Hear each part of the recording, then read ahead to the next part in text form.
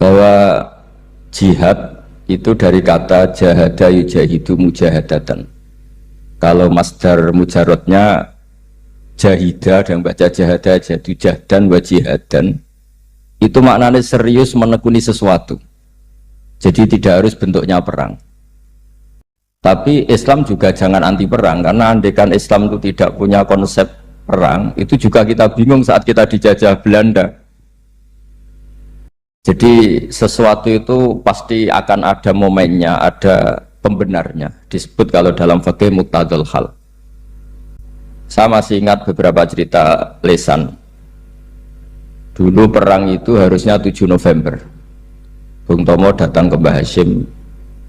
Tapi kata Mbah Hashim jangan, kata Kiai bagian nyeblokno pesawat urung teko. Walhasil nunggu Ki Abbas dari Buntet Pak Kapolres itu doanya spesial untuk menjatuhkan apa? Pesawat. Saya kebetulan banyak kenal sama cucu-cucu Ki Abbas Buntet. Tanggal 10 datang terus perang dimulai. Dan itu menjadi perang sejarah karena jenderal dari Belanda ya, dari Inggris ya, itu sampai meninggal. Jadi siapa Malabi ya? Jadi intinya Anda jangan berpikir bahwa negara ini didirikan hanya oleh umarok. Bahkan sebelum ada negara, yang sudah ada itu ulama. Dulu para wali songo sampai para kiai era kemerdekaan itu sudah membentuk satu komunitas. Di situ ada ketua pondok, ada bendahara, ada macam-macam. Sehingga kiailah yang bisa menggerakkan publik untuk melawan Belanda. Karena kiai ini juga yang megang otoritas publik. Ketika seorang Basim Asy'ari memfatwakan jihad itu fardhu ain, maka semua orang berpikir harus jihad melawan kehadiran Belanda atau penjajah mana saja. Tapi itu satu sisi ya. Di sisi yang lain, bahasa Arab itu ada sisi uniknya. Kalau menamai penjajah itu musta'marin atau al-isti'mar. Isti'mar itu meramaikan dunia. Karena memang bangsa kita dulu itu ya aneh. Tapi nak sampean kerasani teman-teman ya kualat itu babai jenengan. Kita ini dulu memang ya agak aneh. Belanda itu sudah penjajah, tapi sama buyut-buyut kita dipanggil Doro. Bisa kamu bayangkan kiai saat itu untuk mengingatkan masyarakat pentingnya melawan Belanda. Wong manggil Belanda saja Doro tuan. Terus kemudian kita berfatwa melawan Doronya. Jadi benahi ilmunya saja wis sak penggawean kira-kira. Jadi ngelola orang bodoh itu ya kangelan. Enggak dikelola itu bangsa kita, dikelola itu ya rodok goblok banget. Wong ngundang penjajah apa? Doro. Jadi itu PR besar. Tapi kiai itu punya seni untuk memberi penjelasan. Makanya diantara kelebihan ulama itu pasti warasatul anbiya itu di fatona ada unsur kecerdasan. Cerdas itu seni mengelola pikiran manusia, itu namanya cerdas.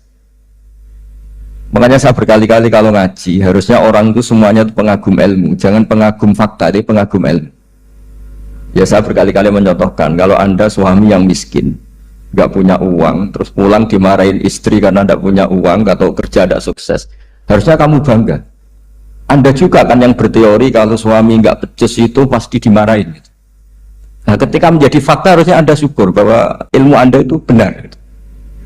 Jadi pas istri marah, alhamdulillah ternyata teori saya ini benar. Ini lucu kan, teori Anda mengatakan demikian, tapi pas menjadi fakta Anda tidak siap. Nah, begitu juga menyangkut penjajah. Belanda itu sudah maju, Eropa sudah maju. Di mana-mana terbelakang itu menjadi objek penjajahan. Di mana-mana yang terpelajar itu posisi menjajah. Sehingga ulama berpikir bahwa awal dari kemerdekaan adalah mengertikan yang tidak ngerti. Karena teori penjajahan pasti gitu, yang tahu menjajah yang tidak tahu, yang sudah modern menjajah yang belum modern dan seterusnya. Makanya awalu hadad din itu al ilmu. Makanya nomor satu itu ilmu, pengetahuan. Di sini pentingnya sampai Islam mewajibkan thalabul ilmi fardhatun ala kulli muslimin. Karena tadi bisa kamu bayangkan 350 tahun dijajah Belanda, kita manggil mereka itu Doro atau tuan. Kayak apa? Susahnya menggerakkan masyarakat yang cara pandang masih demikian. Lah kiai-kiai pada berontak dibikinkan masjid di alun-alun, diberi otoritas beragama sehingga dikira Belanda ini baik. Padahal ini dulu ya niatnya menina bubukkan biar tidak ada pemberontakan. Walhasil singkat cerita, kiai-kiai yang sudah di Mekah termasuk Mbah Hashim, beliau ketemu Muhammad Iqbal, ketemu beberapa ulama dunia, tahu bahayanya mustakmarin tadi. Terus akhirnya kiai-kiai kumpul-kumpul fatwa resolusi nopo jihad. Jadi ini mukaddimah sebagai pembenaran, sebagai setuju saya sama Kiai Haji Ulil Albab bahwa nomor satu itu jihad. Tapi jihad tadi pemaknanya harus utuh. Kalau kondisi perang ya perang, kalau kondisi stabil ya jihad untuk memajukan apa? Indonesia. Dan itu saya ulang lagi dimulai dari ilmu. Sebelum saya ngaji Minhajul Thalibin saya cerita ilmu itu apa? Ilmu itu sederhana, sesuatu yang mudah. Karena ilmu itu fitratallahi allati fataran nasa apa? Misalnya begini, saya orang miskin, nggak punya apa-apa, sudah nggak punya apa-apa, nggak punya jabatan, terus keluarga yang nggak pati loyal, mungkin istri ada ngidolakan kita, bahkan anak kita sendiri juga agak ngidolakan kita. Itu kan sial-sialnya orang, anak kita aja nggak pernah ngidolakan kita. Tapi untuk bahagia itu sebenarnya sederhana. Sederhananya begini, orang pinter itu ingin mempertahankan kehidupannya, pinter sampai berobat habis banyak ke Belanda, ke Jepang supaya mempertahankan nyawanya. Si miskin ini kalau dia setiap makan, ya Allah, saya dengan makan ini mempertahankan nyawa saya. Sehingga makan itu satu kajian ilmiah bahwa ini luar biasa. Bahwa orang punya Alphard, punya uang 1 miliar, itu tidak mempertahankan sesuatu yang pokok, yaitu nyawa. Orang tidak punya Alphard itu hidup, nggak punya uang 1 miliar hidup. Tapi kalau nggak punya nasi 1 piring, nggak punya air 1 gelas bisa mati. Artinya orang miskin itu yusyarikul aghniya, sama dengan orang-orang kaya dalam hal kepemilikan hal-hal yang pokok. Tapi kadang-kadang orang miskin itu ya nyon sewu agak belagu, sudah miskin ingin punya Alphard, sudah miskin ingin punya, ya dia tersiksa. Harusnya cara berpikir nggak punya Alphard tuh masih hidup, nggak punya uang 1 miliar masih hidup. Yang punya Alphard hidupnya juga pakai nasi 1 piring, yang punya uang 1 miliar juga pakai nasi. Ya kalau itu kan sama, saya punya. Kalau gitu kan bisa miskin rasa kaya. Itu memang harus dilatih. Nah, kalau orang kaya kan rumahnya banyak di mana-mana. Memangnya kalau rumahnya banyak di mana-mana terus tidur di sini 1 jam, di rumah itu 1 jam, malah nggak bisa tidur kan? Tetap aja yang dipakai 1 kamar. Itu gunanya apa punya rumah banyak? Setidaknya zaman miskin itu dia berpikir gunanya apa punya rumah banyak untuk dipakai ya hanya 1. Meskipun suatu saat kalau dia kaya juga berpikirnya agak rubah. Ya penting punya rumah banyak biar kemana-mana punya rumah, nggak apa-apa. Tapi sementara masih miskin jangan berpikir seperti itu. Nah, yang menjadi miskin kacau kan sudah miskin berpikirnya gaya orang kaya. Itu kecelakaan ya. Nah, itu ilmu, maksud saya itu ilmu. Sehingga dulu Nabi ngajari orang miskin itu sederhana. Ketemu orang miskin sama Nabi diajarkan. Nabi diantara ajarannya begini. Ada seseorang man asbaha, orang yang setiap harinya mu'afan fi jasadi, dia sehat, aminan fi sirbi, negara dalam keadaan aman, tidak dalam ancaman, indahu qutu yaumi, dia hari itu punya makan, faka'an nama khizat lahu dunya bihadafiriha, berarti dia sudah punya dunia dan isinya. Karena polanya sama. Buat Presiden Amerika itu yang untuk mempertahankan nyawanya ya makan pokok dan minuman pokok, bukan jabatannya sebagai presiden atau punya uang triliunan. Orang paling kaya di Indonesia juga gitu, untuk mempertahankan hidupnya juga dengan makanan pokok. Dan itu orang miskin punya.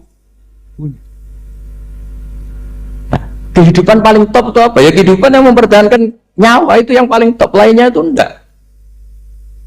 Karena mempertahankan nyawa ini super penting dan orang miskin bisa.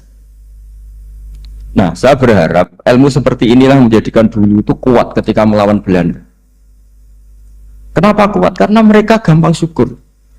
Barokahnya gampang syukur itu selesai dengan dirinya sendiri. Kalau bahasa intelektualnya itu, orang kalau sudah selesai dengan dirinya sendiri bisa berpikir memanfaati pada orang.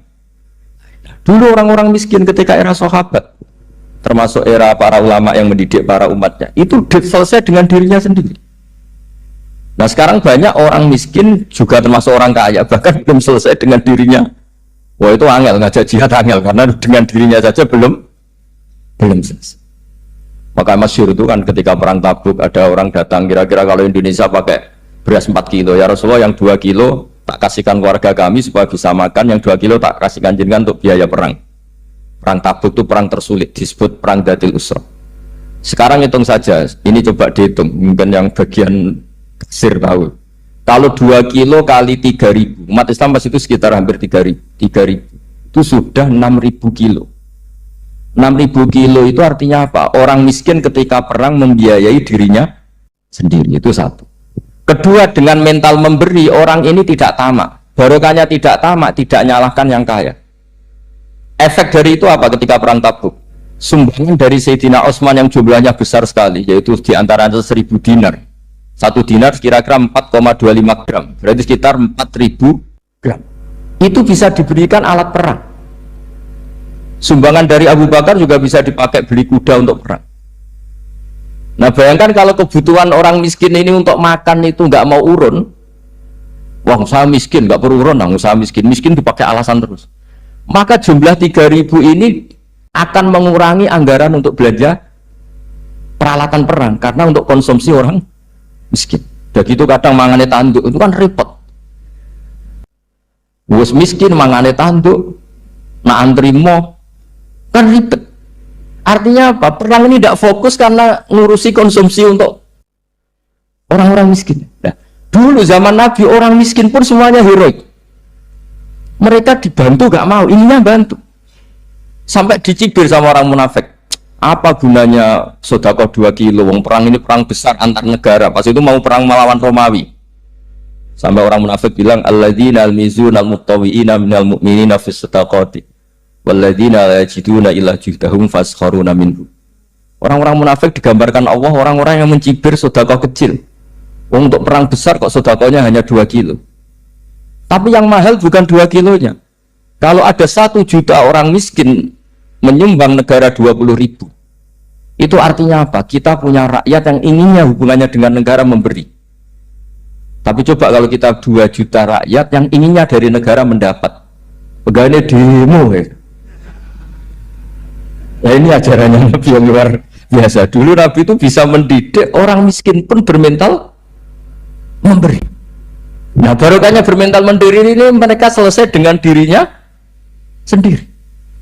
Coba kalau mereka tidak bawa makanan sendiri ketika perang, mungkin kuda yang untuk perang, terus mereka berpikir, bu ini saja disembelih supaya kita bisa makan. Ribet kan? Ngapain beli senjata yang mutakhir, makan saja nggak bisa. Tapi barokahnya mereka urun sendiri. Mereka selesai dengan dirinya sendiri. Ini hebatnya didikan Rasulullah Shallallahu Alaihi Wasallam. Dulu Mbah Hashim dan kawan-kawan itu berhasil mendidik seperti itu.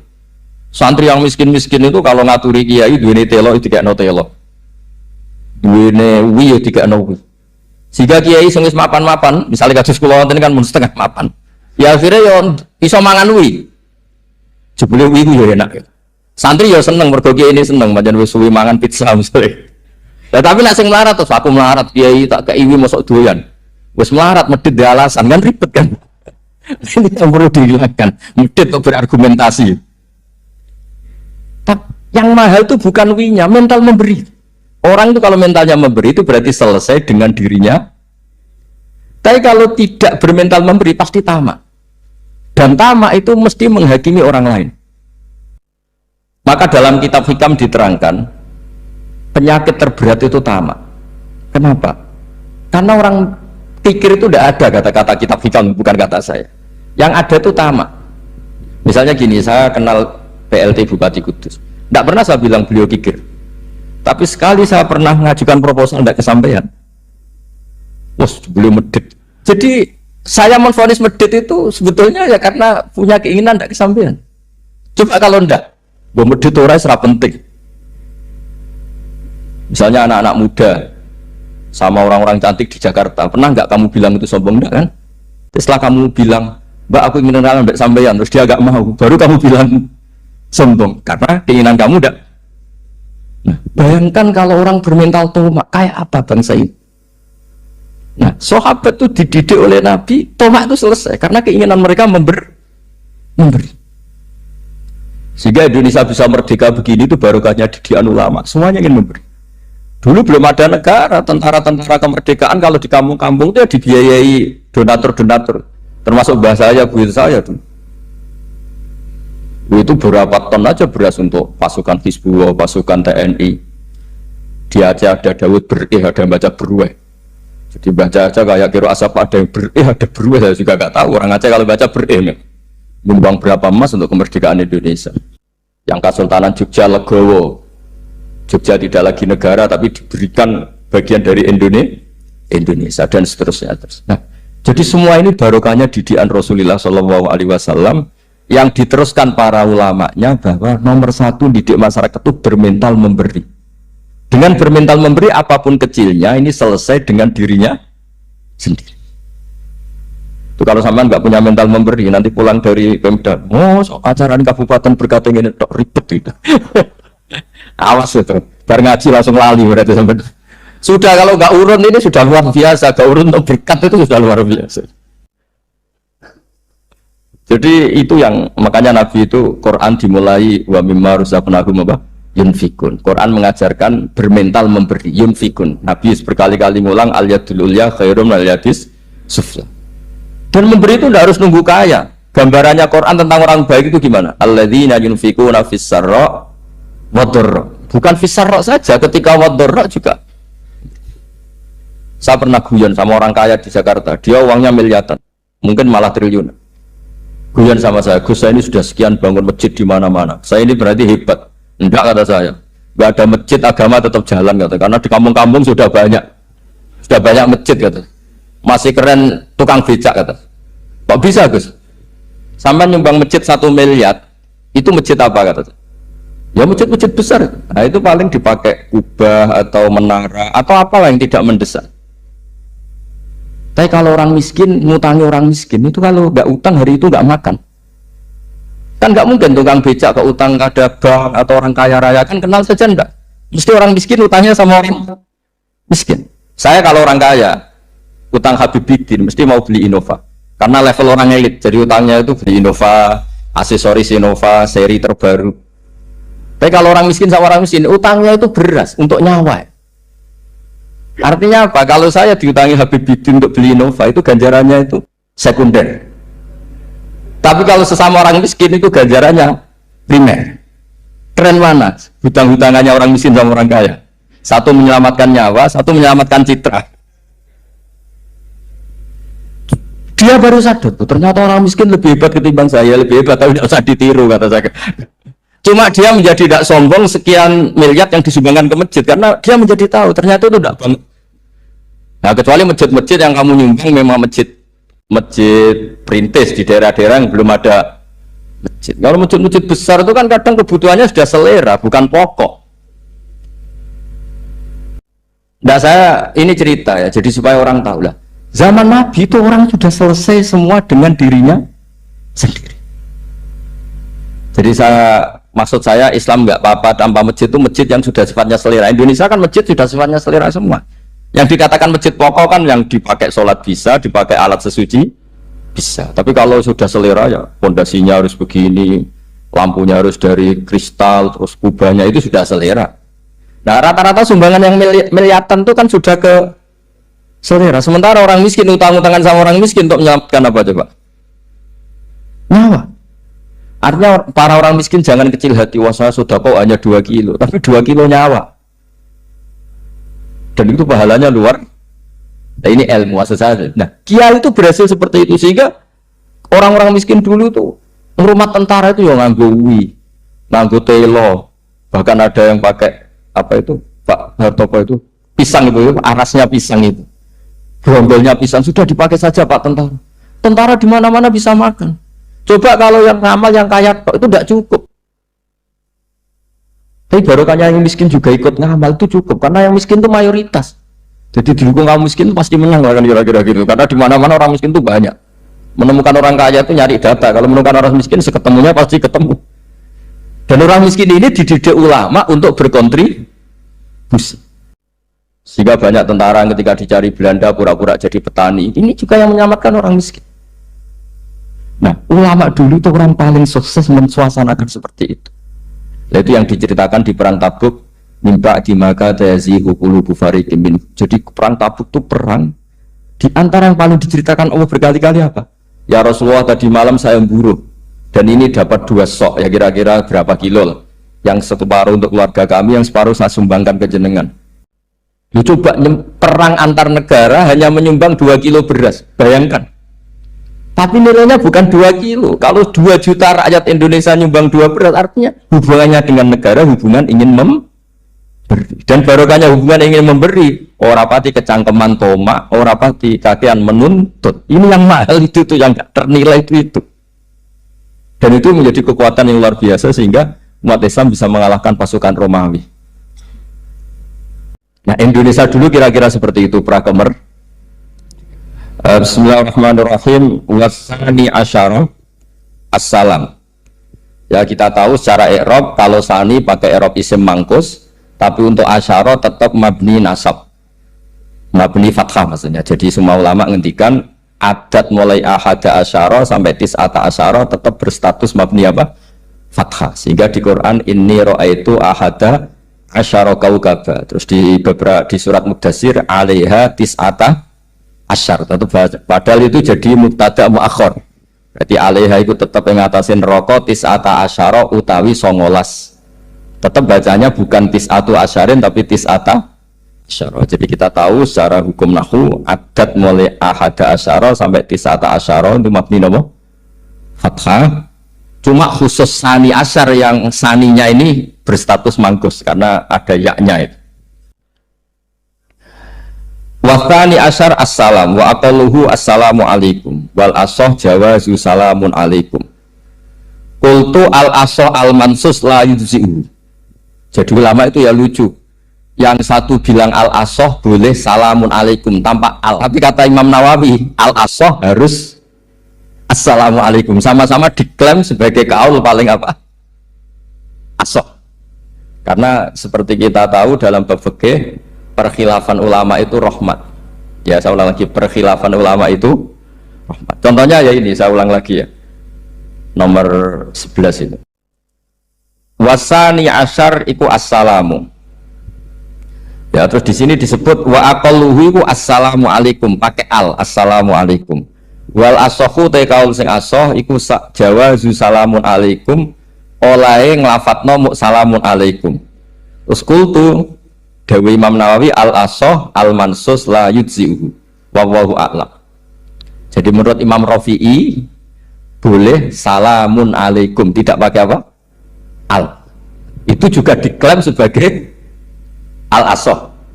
Tapi menurut Imam Nawawi yang al-asoh harus assalamualaikum, tidak boleh salamun alaikum. Terus wallahu a'lam wa annahu la tajibu niyatul khuruji. Jadi ketika Anda salam tidak harus niat keluar dari apa? Sholat. Dengan kamu salam berarti otomatis keluar dari apa? Sholat. Nah, ini menjadi problem menurut pemikiran banyak ulama karena ketika masuk sholat harus niat masuk sholat. Karena ketika kita takbir kan bisa takbir demo, ya kan macam-macam kan. Makanya untuk membedakan itu kan niat. Memang ini kata ulama bukan kata saya. Sekedar melafadzkan takbir ini kan demo ya takbir. Kamu kagum sesuatu juga takbir. Orang Indonesia itu kadang orang nggak sholat pun bilang subhanallah, memang sudah jadi bahasa nasional. Kalau kaget tuh bilang. Saya punya kenalan Cina itu kalau punya uang ya mohon alhamdulillah. Tak tanya kok bilang alhamdulillah. Orang-orang Islam tuh kalau seneng bilang alhamdulillah. Yang ribet itu kubu sebelah. Kalau orang NU mau layasol itu mana tanya, Gus itu doa orang makan. Kok bisa? Biasanya orang NU kalau makanan sudah keluar mau layasol ribet. Aduh repot itu. Jadi kadang-kadang wiridan itu sudah jadi bahasa nasional. Jadi Cina orang nggak sholat tuh kalau punya uang ya bilang alhamdulillah. Kadang orang yang nggak sholat tanya, datang ke saya, insya Allah. Ya ribet, makanya ulama itu berdebat. Lafaz-lafaz seperti ini itu apakah wiridan, apa adat? Nah, untuk membedakan adat dan yang lain, maka dibutuhkan niat. Makanya Allahu Akbar harus niat untuk masuk sholat. Nah, normalnya salam juga harus niat keluar sholat. Biar karena masuknya niat, ya keluarnya harus niat. Itu menurut sebagian ulama. Tapi sebagian yang lain, enggak lah, kalau selesai tidak perlu niat. Tapi tadi sebetulnya ada problem, jangan-jangan salam ini salam adat. Kebetulan ada temannya masuk terus bilang assalamualaikum, nanti temannya jawab waalaikumsalam. Itu ada kisah nyata. Ini memang naif betul ini. Ada orang alim sholat. Nah, ketika ada yang mau lewat itu kan dihadangi begini ya. Jadi dihadang gini ya, ini Hibidin. Yang lewat tuh karena saking nggak pernah ngaji, malah tidak salaman. Kagetnya kan main itu. Ada orang sholat, ada orang mau lewat, kan kesunatannya dihadang begini. Sisi ini santai saja malah ngajak salaman. Terus ribet ngadepi orang nggak tahu itu ribet.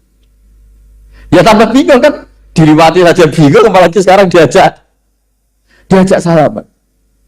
Kan memang nggak sambung, kulturnya itu nggak sambung. Nah itu kalau kamu bilang assalamualaikum terus pikir kamu waalaikumsalam, ya ribet. Memang ngadepi orang nggak tahu itu ya ribet. Makanya ya agama ini, ngelola agama ini mau. Nah barokahnya ngaji fikih itu beginilah, saya sering cerita. Misalnya kita hafal fikih, takbir itu wajib, rukun. Tapi bentuk ngangkat tangan itu sunnah. Itu barokahnya Masya Allah. Andai kan kita menentukan kaifiahnya, mungkin kita sok suci. Itu pernah ada peneliti cerita ke saya, Gus, saya meneliti orang NU itu pusing. Kenapa? Takbirnya beda-beda. Itu takbir berkali-kali. Jadi orang was-was cobalah, bertobatlah, itu jangan sampai jadi mazhab baru. Kalau yang was-was orang bodoh gak masalah, coba kalau dia orang alim alama, nanti muridnya juga niru. Oh ternyata takbir yang satu 3 kali itu. Oh ternyata takbir yang saya itu 7 kali. Itu kalau dia jadi imam. Kalau dia jadi makmum nyampai ini pinggirnya, sampai pinggirnya takut bulan ini. Ada yang kayak orang nggak punya uang, Allahu Akbar tangannya diangkat separuh saja enggak. Itu kan, tapi itu enggak ngefek di Indonesia karena dari awal kiai-kiainya ngajarin ngangkat tangan itu nah caranya juga agak ditentukan, terserah kamu. Begitu juga posisikan tangan itu juga sunat. Sehingga kalau ke Turki atau kemana-mana itu ada yang kayak orang baris, ya kan? Habis takbir ya sudah. Ada yang sendakapnya beda-beda. Ada yang nutupi iga yang hilang katanya, sampai begini. Ada yang santai begini. Oh semua nggak jelas. Sehingga itu kalau di militer ini ada Pak Dandim itu juga bingung ini nggak protap ini kan. Tapi kalau di fikih itu memang kalau sekali nggak diwajibkan terserah masing-masing. Ada yang kayak orang baris, ada yang sendakep begini, katanya apa, nutupi iganya yang hilang, wadah yang sambil rasa-rasa, macam-macam. Tapi barokahnya ilmu fikih itu diputuskan memang dari awal tidak wajib. Yang wajib itu takbirnya. Maka duduk juga begitu, meskipun kita sepakat duduk tahiyat ula, namanya iftiros, duduk tahiyat akhir namanya tawarruk. Itu harus kita vonis, kita hukumi sunnah. Cara seperti itu sunnah. Wa ayyuku udin ko ada sohat sholatu, seperti kemarin di Minhajul Thalibin. Dengan duduk gaya apa saja, sholatnya tetap. Sehingga kalau kita di Arab, misalnya pas haji, orang Arab itu memang ya agak kacau. Orang Indonesia itu kalau sholat duduk, itu kan memang benar-benar sakit. Sakit sudah agak mau mati itu benar-benar sholat baru duduk. Orang Arab itu enggak. Sholat duduk pakai kursi, soft itu enggak ada orangnya, ada kosong, itu jalan kaki, kursinya di bawah. Bawa kursi kuat kok sholat duduk. Kalau orang Jawa kan, saya juga iskal, orangnya kalau bawa kursi kuat pindah-pindah tapi kok sholatnya. Kalau orang Jawa agak kebayang, kalau sholat duduk emang bener-bener sakit. Terus saya pernah ditanya lagi sama orang, Gus, di Mekah itu kok banyak orang bawa HP, terus kalau ditelepon diangkat soli, itu mazhab apa? Mazhab kebon. Tapi ini kan orang Arab, kan seakan-akan terus mewakili internasional kan, karena pusat banyak tuh. Ditelepon digoleki teleponnya, saya wakil boleh ini terus kangelan ya. Orang ketemu soli paten. Nah kita kan diajarin di GG Indonesia kali itu membatalkan apa? Jadi ribet. Nah, barokahnya kitab-kitab seperti ini, meskipun kita di Indonesia itu mengikuti panduan yang diarahkan atau yang dibagukan oleh ulama-ulama. Nah, Indonesia itu makanya berkah. Saya sering ketemu ulama Mekah itu kalau muji haji Indonesia luar biasa. Bukan sekedar sopannya, memang cara hajinya itu nyari kaul yang disepakati itu sah. Karena memang dilatih KBIH, dilatih Kemenak, masih dilatih kiai setempat. Meskipun niatnya ya kadang tidak baik. Saya pernah tak tanya, kenapa kamu latihan haji sebegitu? Kalau sholat kok enggak? Sholat gak sah, gak apa-apa, Gus gak bayar, ini kaji. Oh, dia itu sholat bedino atau kursus baik ulol. Bareng sampai kaji udah takut terang, tak takut. Sholat kira tahu takut, nak kaji kok takut. Nak sholat rasa gak iman, Gus gak bayar, ini kaji itu. Coba, sebenarnya kurang ajar kata saya. Jadi ya, ternyata sekarang terkuat. Kenapa orang-orang awam tuh kalau kaji kok semangat belajar? Semangatnya sama dengan sholat apa di bawah haji jauh sholat itu? Berpuluh-puluh tahun sholat itu dengan gaya yang nggak ada perkembangan. Tapi haji pisan langsung keren. Ternyata karena bayar ya. Apa perlu ditiru? Sholat harus bayar supaya itu alasannya itu.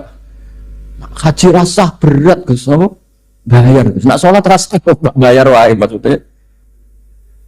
Padahal kalau kita mengikuti as-sholat imaduddin, sholat dengan haji itu afdal mana? Afdal sholat, harusnya lebih serius belajar sholat ketimbang belajar haji. Tapi setahu saya nggak ada kan KBIS ya, kelompok bimbingan ibadah sholat.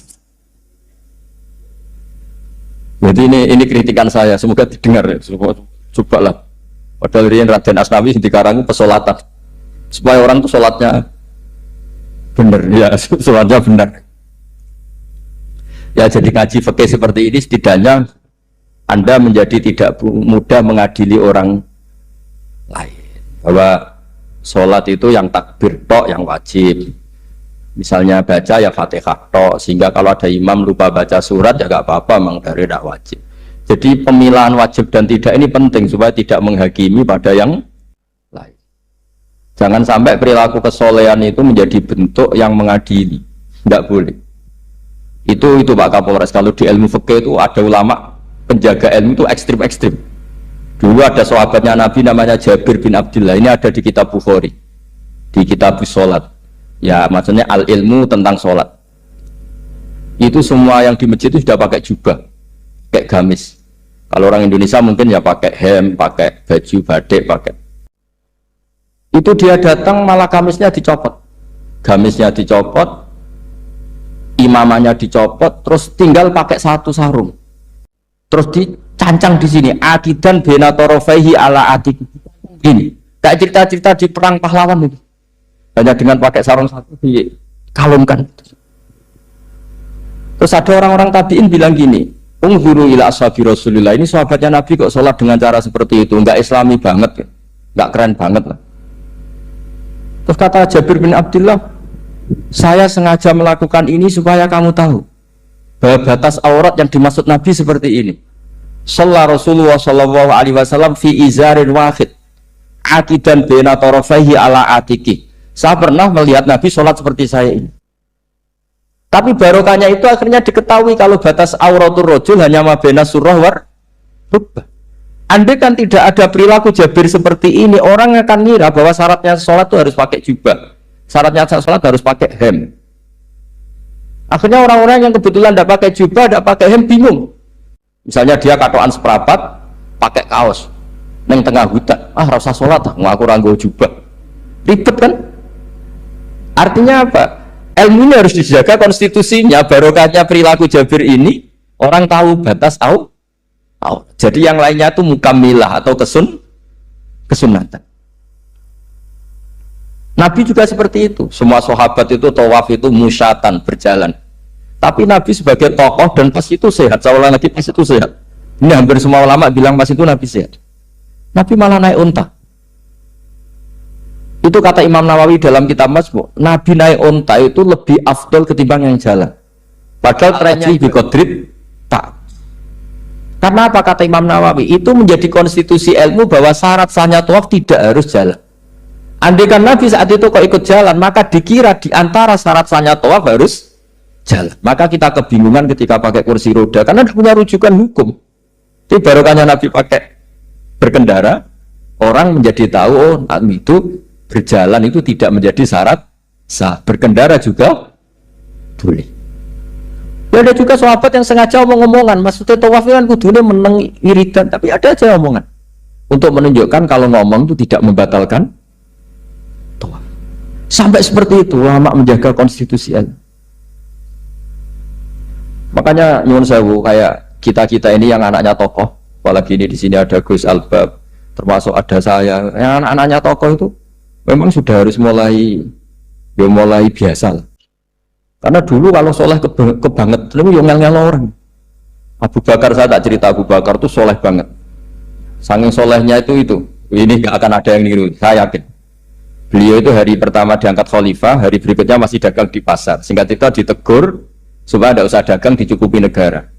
Beliau setuju, dapat gaji. Setelah mau meninggal, semua gajinya itu disuruh ganti uang pribadi karena beliau merasa tidak nyaman. Mau mengkhidmati negara kok minta uang, ganti soal uang diganti. Nah, itu ya tentu tidak wajib, pejabat juga agak minat niru. Nah tapi lucunya apa? Sayyidina Umar ketika Abu Bakar sudah meninggal itu kritiknya lucu. Kamu itu solehnya berlebihan. Taman Baghdad, sing repot sing genti. Nak soleh kok cuma temen-temen. Mesti nak soleh itu kira-kira lah, cuma temen-temen. Sakit sing genteni, repot. Makanya saya sering jagungan sama putra-putra Mbah Mun itu keluarnya gitu. Apa wis alim, ganteng, ngaruh gede, diterima semua pihak, repot sing gede. Mengenai kalau khusnuzon, nak kiai kok pas-pasan, itu mesti wis dianggap strategi lah dengan cara seperti itu.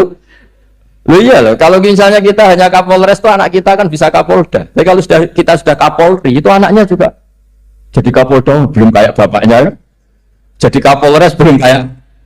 Jadi kalau bapaknya hanya Kapolres kan anaknya masih gampang lah, nanti Kapolda sudah ngelangkai kan. Jadi kadang-kadang itu artinya ulama dulu itu hebat cara. Makanya kamu jangan kaya-kaya banget, jangan sukses banget. Kasihan anak kamu nanti ini. Kasihan deh. Makanya saya sebenarnya jadi kiai itu yang ingin bener-bener banget, tapi saya santriku lah kira-kira. Ini bukan justifikasi, tapi ini cerita saja. Cerita. Di antara makalahnya Sayyidina Umar yang terkenal itu komentar Abu Bakar itu at-abta man ba'dak. At-abta ngel-ngel no siro man ing wong ba'daka sausti siro. Aku terlalu bener sih repot aku pengganti. Enggak aku maksa soleh, tetap aja kayak Abu Bakar. Maksa soleh aja kayak nak soleh kira-kira lah, cuma temen-temen gitu. Penggantinya itu. Ini cerita ya, jadi saya mohon. Nah, barokahnya itu juga kesolehan yang massal itu diakui oleh ulama. Termasuk begini misalnya nyuwun sewu, Nabi itu menyebut kesolehan itu ya termasuk wa fi buti ahadikum sodako, kowe ngeloni bojomu ya sodako. Ayati ahaduna syahwatahu wa walahu ajrun. Masa urusan gitu dapat pahala ya Rasulullah? Jawab Nabi enteng. Ali salawatu aha fi haramin akana alaihi wisrun, kalau dia begitu dapat selain istrinya kan dosa. Ya berarti kalau sama istrinya ibadah, tidur ya ibadah, kumpul istri ibadah, bercengkrama sama keluarga ibadah. Akhirnya ulama bikin satu hukum yang luar biasa. Di antara hukum yang di kitab usul fikih itu begini. Mubah itu tidak ada. Ithmamin mubahin illa wa yatahaqqaqu bihi tarku haramimma. Fa'il zamu minas sukun tarkul qatli wa minas sukut tarkul qadzaf wal ghibah. Sehingga kita ulama misalnya melihat orang kampung sekatoan seperapat neng omah ngomel mbek bojone, ngomel mbek anake, ini luar biasa karena tidak di diskotik, tidak di tempat-tempat yang seperti itu. Ana wong neng omah nglamun rokokan wis delok tikus liwat lumayan ra delok gambar porno. Itu ada ulama yang berpikir itu karena tidak ada sesuatu yang mubah kamu lakukan kecuali saat itu Anda meninggalkan kehara. Makanya kata ulama mubah itu tidak ada karena saat melakukan mubah artinya Anda tarkul haram. Wa tarkul haram wajib, berarti fal mubah wajib. Sehingga ulama misalnya sampai turu mulai barisan nanti subuh, hadza taroka zina wa taroka sariqah wa taroka kadza wa kadza. Semoga malaikat pakai usul fikih itu. Nah, kalau malaikat pakai usul fikih itu, kamu tidur habis isya sampai subuh, hadza tarokal ma'asi kasir. Nah, yang ribet kalau malaikatnya bagian khusyuk, hadza tarokat tahajud wa tarokal witr. Nah, kita semoga malaikatnya yang percaya pendapat tadi. Jadi ada dua pandangan, ada ulama mengatakan mubah itu tidak ada, karena tidak ada orang yang sedang melakukan mubah itu pasti meninggalkan keharam. Makanya ini sirinya kenapa dulu kiai-kiai top itu sering jagungan. Orang tahu semua lah, Mbah Zubair sering jagungan, dulu Mbah Tur ya sering jagungan di depan masjid Menoro. Karena ingin mensuasanakan bahwa untuk menikmati hidup itu tidak harus dengan keharam. Jagungan mbek konco ya seneng, gejol-gejolkan mbek konco ya seneng. Ini anggap saja perlawanan terhadap supaya tidak nikmati maksiat. Wa qudbu hadzal al-istidzad bil mubahat, kata Imam Ghazali. Inti beragama ini adalah nikmati sesuatu yang dihalalkan oleh Allah Subhanahu.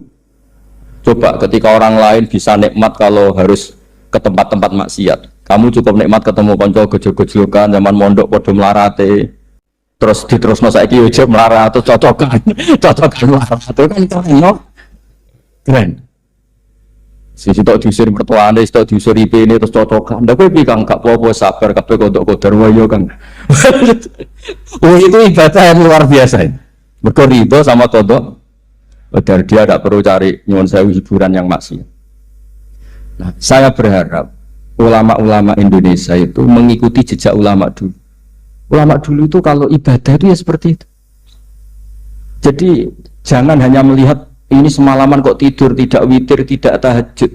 Oke, dia memang nggak afdol, nggak sempurna lah, macam kiai pas-pasan naik kan. Tapi ya jangan lihat tarokal witro wa tarokat tahajud, tapi kamu juga harus lihat tarokal dahab ila niklaba, tarokal dahab ila mahalil mak. Siapa yo sekali-kali muji orang susahnya apa sih? Seudon itu dikurangi lah, sekali-kali muji orang lah. Jadi kalau ada orang tidur hada tarokal maas, alhamdulillah, meskipun ya rada damamu sih tarokal maasi wa tarokat toat, sudah agak apa-apa lah. Tapi nah di sini terus kualitas. Nah dengan cara itu Anda bisa membaca Quran secara fasih. Wa min ayatihi manamukum billaili wan nahar.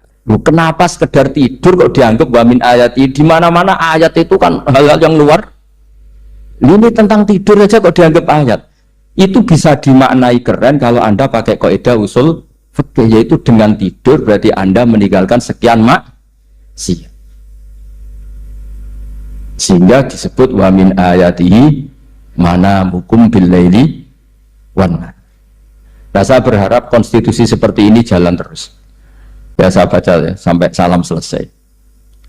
Wa akmaluhu assalamualaikum warahmatullahi marroten yaminan wasimalan multafitan fil ula hatta yura khadduhul aiman. Tapi itu hanya akmal ya, jadi ukuran paling sempurna kalau salam itu melengak ke kanan sampai dengan pengandaian ini bisa dilihat dari belakang. Tapi tetap saja itu ukuran apa? Akmal, tidak menjadi syarat. Jadi ya sampai melengak gini sampai kira-kira terlihat dari apa? Belakang. Tapi ukuran itu tetap akmal hatta yura khadduhul aiman. Wa fisaniyah saat terusnya alisa terus nawian assalam alaman an yamini wa yasari minal malaikati. Dia meniatkan salam itu kepada orang-orang di sisi kanannya mulai malaikat dan manusia dan jin. Wa yanwil imamu assalama alal muqtadin wa hum arradda alaih wahum yanwauna napa arradda alaih. Jadi wahum yanwauna arradda alaih. Jadi imam niat salam untuk makmum niat membalas salamnya apa? Imam. Tapi itu saya ulang lagi hanya akmal. Terus asal isya asar tartibul akan kama dzakarna. Jadi pentingnya, jadi jangan kira terus ngaji kalau wasunanuhu wa akmaluhu tidak penting, itu penting sekali. Barokahnya status akmal dan sunnah ini kita tidak mudah menvonis orang lain karena kita tahu ibadah itu hanya berstatus sunnah. Coba kalau nggak ada ketentuan itu, kita akan mudah menyalahkan orang. Salam kok orang melengak belas itu sholatnya sah atau orang? Padahal dari awal melengak itu statusnya hanya sunnah. Kemudian untuk penutup supaya ini clear ya, saya pernah baca di Syarah Bukhari yaitu Fathul Bari. Nabi itu kalau setelah salam itu mubilan biwajihi alal hadirin. Jadi Nabi langsung menghadap ke timur, andikan Indonesia menghadap langsung ke timur. Tapi uniknya para syurahul Bukhari itu menganggap itu tidak satu sunnah yang tidak jadi satu sunnah yang permanen. Tapi kata para syurahul hadis, siapapun boleh melakukan gerakan yang bisa memaklumatkan kalau sholat itu selesai. Saya ulang lagi ya. Jadi Nabi menghadap ke timur, kalau di konteks Indonesia, itu sebagai bentuk maklumat, ini loh sholat saya sudah. Karena takutnya apa? Orang yang dari jarak 2 kilo, 3 kilo ingin makmum sama Nabi. Andai kan Nabi tidak menghadap ke timur, tetap posisi seperti sholat menghadap ke kiblat, maka orang dari luar mengira Nabi fi sholatin. Ya, Nabi masih dalam. Bahayanya apa? Kalau orang ini langsung takbir, usolli fardhu zuhri, misalnya makmuman, ternyata Nabi sudah sholat. Berarti sholatnya nggak sah. Kenapa? Irtibatus sholat atau robtus sholat biman huwa laisa fi sholatin. Dia menggantungkan sholat dengan orang yang sudah tidak, dan itu bahaya sekali. Masa kamu sholat makmum sama orang yang sudah tidak. Nah, semenjak itu terus ada aturannya ulama, siapapun yang jadi imam harus memaklumatkan diri dengan cara apa saja supaya menunjukkan kalau sholat itu selesai. Makanya adat kiai-kiai kita tetap menghadap kiblat tapi namanya astagfirullahaladzim. Itu sebetulnya memaklumatkan. Lo nak niat banter nyentuh pangeran masuk istighfar diantre gak sopan blas astagfirullahaladzim. Itu sebetulnya itu memang maklumatkan iki lho jong salatku wis bar. Nah aku ape makmum masbuk sing ijek salat atau cuma makmum aku gitu. Ada yang separuh-separuh ya, tidak madhep wetan, madhep kulon, madhep ngalor. Itu ya sedengan gitu maksudnya, sedengan. Karena memang kata Surahul Bukhari itu apa? Imam punya gerakan yang menunjukkan kalau sholatnya itu selesai supaya nggak dikira fi sholatin kemudian ada yang ya clear ini ya. Jadi tidak perlu diperdebatkan kenapa sih ada yang menghadap timur, ada yang menghadap ke utara, ada yang tetap menghadap ke kiblat. Itu nggak perlu diperdebatkan, itu semuanya ada ilmunya, yaitu filosofinya apa? Ada gerakan yang menunjukkan kalau dia sholatnya selesai supaya tidak ada yang ikut. Sekali ada yang ikut berarti nanti apa? Robtus sholati biman laisa fi sholatin, yaitu menggantungkan sholat dia dengan orang yang hakikatnya sudah ada